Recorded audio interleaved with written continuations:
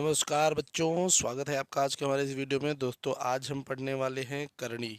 जी हाँ बच्चों, करणी। तो सबसे पहले बात करेंगे हम करणी के बारे में। तो सबसे पहले आज हम करणी को जोड़ेंगे, घटाएंगे। ठीक, तो जोड़ घटाना हम करणी का देखेंगे, साथ ही साथ हम गुणा भी देखेंगे, हम भाग भी देखेंगे। ठीक बेटा, तो करणी का जोड़ घटाना गुणा भाग हम इन चारों के ऊपर आज डिस्कशन करेंगे। तो बेटा वीडियो को पेन कापी पे है तो ये मत सोचना कि लो या पुअर क्वालिटी होगी, बेहतरीन क्वालिटी है। ठीक, सबसे पहले आप समझिए कि जो करनी होती है वो देखने में इस तरीके से लगती है कि नहीं? हाँ, ये किसको नहीं पता है। तो अगर कहीं करनी में दो लिखा है और कहीं पे करनी में दो लिखा है, अगर इस तरीके से आपको दे कि करनी में दो और करनी में दो आपको जोड़ना है, मैं बात कर रहा हूँ, एकदम आराम से समझिएगा कि करनी में दो और ये करनी में दो अगर आपको दे रहा है कि ये जोड़ना है, तो आप क्या लिखेंगे? तो कितना करनी में दो है तो आप लिखेंगे एक और दो। तो इसका उत्तर आप क्या बताएंगे बेटा? दो करनी में दो। यानी कितने करनी में दो हैं? तो दो करनी में दो हैं, सीधे बात। अगर आपको नहीं समझ में आता है तो आप समझ लीजिए आम। आप समझ लीजिए आम, करनी में आम। दो को आम समझिए। तो अगर आपके पास ये बोला जाए कि एक आम यहाँ पर है और एक आम यहाँ पर है, तो आप क्या कहते? आप कहते मेरे पास दो आम हैं। एकदम वही सीरियल बना चुका है कि आप करनी में दो को आम समझ लीजिए। तो भैया एक आम और एक आम कितना हुआ? तो दो आम हो गया। इस लेवल से आप समझ सकते हैं। ठीक, उसके बाद मान लेते हैं इसके अलावा अभी और है, मान लेते हैं इसके अलावा अगर आपको कह देता है कि करनी में दो प्लस दो करनी में दो प्लस चार करनी में दो, इस तरीके से कि दो करनी में दो प्लस दो करनी में दो और चार करनी में दो। तो यहाँ पर एक ही करनी में दो है, यहाँ पे दो करनी में दो है और यहाँ पे चार करनी में दो है। तो यहाँ पर एक, यहाँ पे दो, यानी दो और एक तीन, तीन और चार, तो यहाँ पे हो जाएगा सात करनी में दो। याद रखेंगे हम इसे कि हम इसे लिख सकते हैं सात करनी में दो। ठीक, अगर कहीं पे दिखता है कि करनी में दो प्लस चार करनी में दो प्लस तीन करनी में सात प्लस चार करनी में दो, इस तरीके से, तो हमें क्या करना है? यहीं पे आपको बातें समझनी है कि यहाँ पर तो भैया जहाँ पर कुछ नहीं लिखा जाता वहाँ पर एक मान लिया जाता है हमेशा के लिए। तो भैया एक करनी में दो एक यहाँ पर है, चार करनी में दो यहाँ पर है, तीन करनी में सात यहाँ पर है और चार करनी में दो यहाँ पर है। तो मैंने कहा कि अगर करनी में दो को आप आम मान लेते हैं तो यहाँ पर भी आम है, यहाँ पर भी आम है, यहाँ पर भी आम है। यहाँ पे आम नहीं है, यहाँ पे मान लीजिए करनी में सात को लीची। तो पूछ रहा है कितने आम है? तो भैया एक आम यहाँ, चार यहाँ और चार यहाँ। तो एक चार पाँच, पाँच चार नौ, यानी नौ करनी में दो है।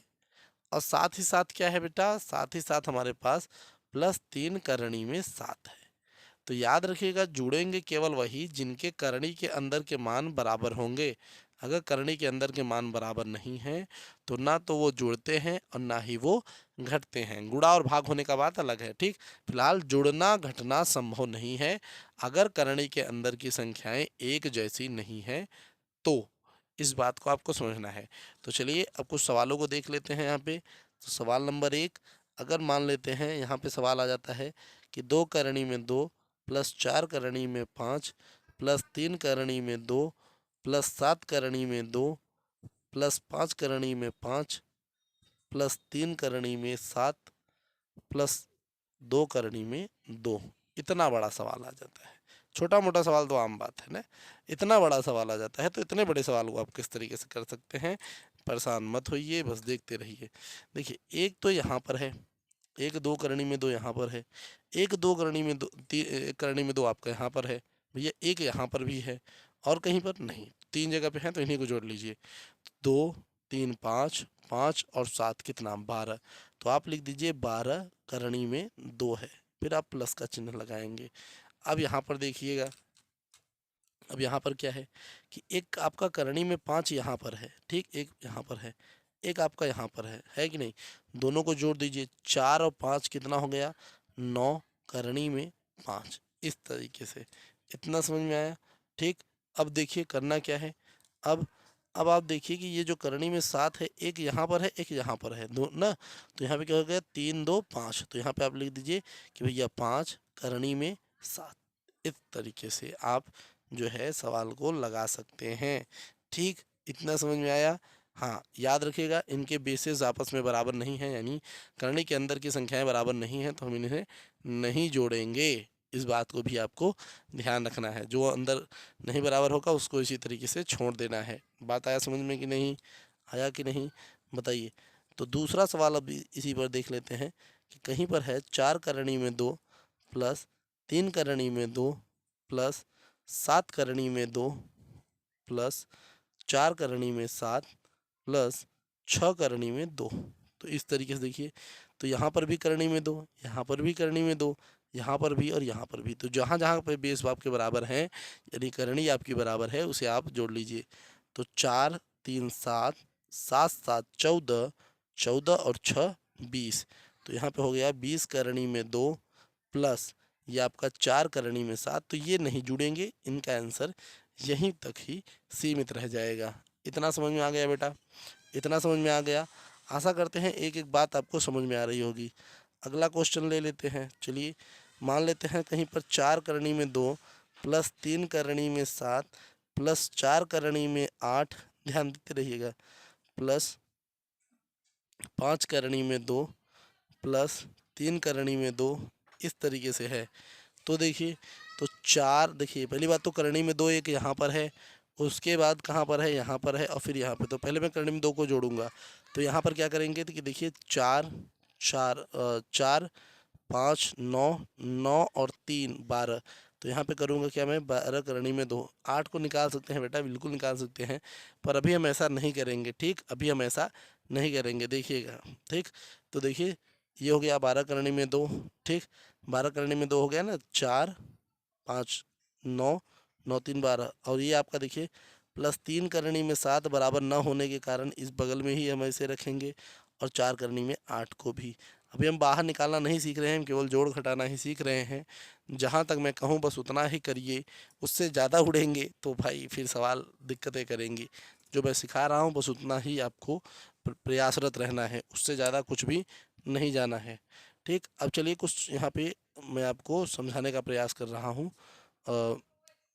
थोड़ा सा घटाना। देखिए, अगर मैं कहूँ कि 4 करनी में 2 में से 3 करनी में 2 घटा दो, तो उत्तर कितना बचेगा, केवल करनी में 2 उत्तर बचेगा, क्योंकि 4 में से 3 गया तो 1 बचा। इसी तरीके से अगर मैं कहूँ कि करनी में 5 में से करनी में 5 घटा दो तो क्या बचेगा, तो करनी में 5 में से 5 गया तो 0 बचा। 3 करनी में 2 में से 3 करनी में 7 घटा दो तो क्या बचेगा, तो ये घटेगा ही नहीं, इसलिए ये यही रह जाएगा। ठीक, इसी तरीके से अब सवाल हम जो है यहाँ पे देखते हैं। देखिए, तो अगर एक सवाल हो जाए कि भैया 4 करनी में 2 प्लस 6 करनी में 7 प्लस 3 करनी में 8 प्लस 4 करनी में 2 माइनस 3 करनी में 7 माइनस 4 करनी में 8 प्लस 6 करनी में 2, इस तरीके से।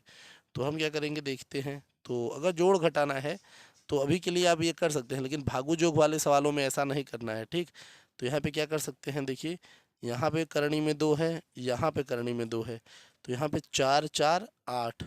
ठीक, 8 हो गया, और 8 और ये प्लस में है भैया, हाँ 8 और 6 14। तो यहाँ पे 14 करनी में 2, इस तरीके से। तो ये तो आपको अपने ये जोड़ लिया, ये जोड़ लिया और ये जोड़ लिया। अब देखिए 7, देखिए तो ये यहाँ पे 6 करनी में 7 है, यहाँ पे 3 माइनस में है, तो 6 में से 3 चला गया जाएगा, तो कितना बचेगा, 3 बचेगा। तो यहाँ पे आप क्या लिखेंगे, प्लस में लिखेंगे क्योंकि प्लस वाला बड़ा था। तो 3 करनी में 7, इस तरीके से ना। अब यहाँ पे देखिए ये आपका 8 है और ये आपका 4 है, तो ये तो 3 और ये माइनस में है 4, तो प्लस और माइनस घटता है, प्लस और माइनस घटता है। तो 3 में से 4 जाएगा तो 1 माइनस में आएगा, इसलिए यहाँ पे करनी में 8 आपका माइनस में हो जाता है। ठीक, इतना समझ में आ रहा है। आगे देखिए, आगे देखते हैं। तो एक सवाल और लेते हैं कि भैया मान लेते हैं कि 4 करनी में 2 माइनस 3 करनी में 2 प्लस 6 करनी में 7 माइनस 3 करनी में 7 प्लस 6 करनी में 2 माइनस 3 करनी में 7, इस तरीके से। तो देखिए 4 यहाँ पर है, 4 करनी में 2 में से 3 चला गया, 4 में से 3 चला गया तो 1 बचा, 1 करनी में 2, तो 1 करनी में 2 और ये 6 करनी में 2 जोड़ देते हैं तो 7 करनी में 2 हो गया।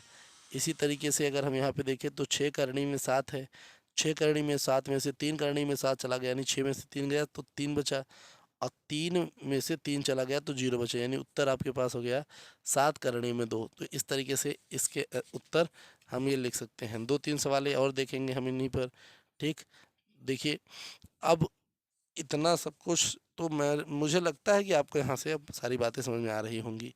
चलिए देखते हैं, कहीं पे है 4 करनी में 2 प्लस 3 करनी में 7 प्लस 5 करनी में 8 प्लस 3 करनी में 2 माइनस 4 करनी में 7 प्लस 5 करनी में 8 माइनस 10 करनी में 8। इस तरीके का कोई सवाल है तो देखिए, तो 4 यहाँ पर है कि नहीं है, तो 2 देखिए यहाँ पे 2, एक तो 2 आपके पास यहाँ पर है, दूसरा 2 आपके पास यहाँ पर है, दोनों देखिए 4 और ये 3, कितना हो गया भैया 7 करनी में 2 ये। अब देखिए 7 वाले को देखिए, 7 एक यहाँ पर है, एक 7 यहाँ पे, तो 3 में से 4 चला जाएगा तो माइनस करनी में 7 एक आपका यहाँ पे बचेगा। अब यहाँ पे देखिए ये 5 करनी में 8 यहाँ पर है, इसको इसको जोड़ देंगे तो 10 हो जाएगा, और 10 में से 10 को ले जाएंगे तो कुछ नहीं बचेगा, यानी आपके पास उत्तर जो बचेगा वो यही है। ठीक भैया, सीधी सीधी बात, 5 को जोड़ा तो 10 हुआ, और 10 में से 10 चला गया तो कुछ नहीं बचा।